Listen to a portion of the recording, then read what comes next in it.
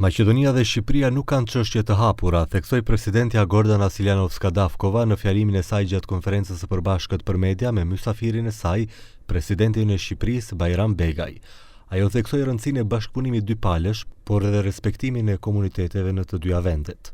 Важен мост во соработката е македонското национално малцинство во Република Албанија, но за господинот Бегај исто така и статусот на албанците кај нас, се разбира, двете држави во духот на Рамковната конвенција за заштита на правата на малцинствата, во духот на другите акти што се однесуваат на заштитата, секогаш се отворени за соработка.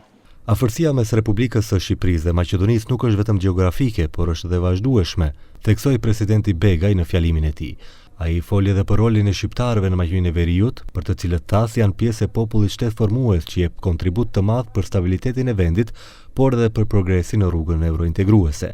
Megjithatë, nuk la për vënë dukje se duhet të respektohet përdorimi i gjuhës shqipe dhe përfaqësimi i drejtë.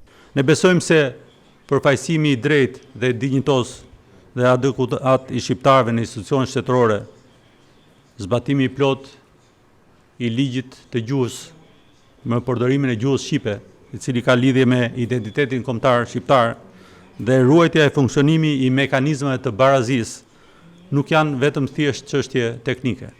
Ato janë element thelbësor për kohezionin social, për stabilitetin institucional dhe për perspektivën europiane. Gjatë konferencës për media u ngrit edhe pyetja për hapjen e kampeve të migrantëve në pustet të Shqipërisë, për të cilën banorët atje, kryesisht nga komuniteti etnik maqedonas, protestuan për vendimin.